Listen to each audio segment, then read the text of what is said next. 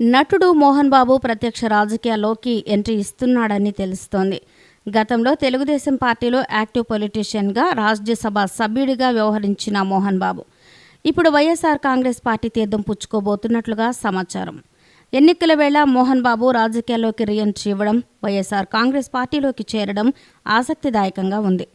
గత కొన్ని రోజులుగా మోహన్ బాబు ఏపీ ప్రభుత్వ తీరుపై విరుచుకుపడుతూ ఉన్నారు. ప్రత్యేకించి కాలేజీలకు ఫీజు రియంబర్స్మెంట్ నిధులను చెల్లించకపోవడంపై ఆయన నిరసనకు కూడా దిగారు. తిరుపతిలో విద్యార్థులతో భారీ ర్యాలీ నిర్వహించారు. అయితే మోహన్ బాబుపై ఏపీ ప్రభుత్వంలోని వ్యక్తులు ఎదురుదాడి చేస్తూ ఉన్నారు.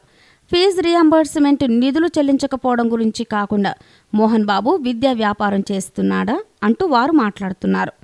వారిపై మోహన్ బాబు తనయులు కూడా కౌంటర్లు ఇస్తూ ఉన్నారు. అది అలా సాగుతూ ఉండగానే మోహన్ బాబు ప్రత్యక్ష రాజకీయాల్లోకి రానున్నట్లుగా వార్తలు వస్తున్నాయి. ఈ ఎన్నికల్లో వైఎస్ఆర్ కాంగ్రెస్ పార్టీ తరపున పనిచేయడానికి నిర్ణయించుకున్నారట కలెక్షన్ కింగ్. ప్రస్తుతానికి తనకేం అవసరం లేదని, పార్టీ అధికారంలోకి వస్తే రాజ్యసభ సభ్యత్వాన్ని లక్ష్యంగా చేసుకున్నాడట మోహన్ బాబు.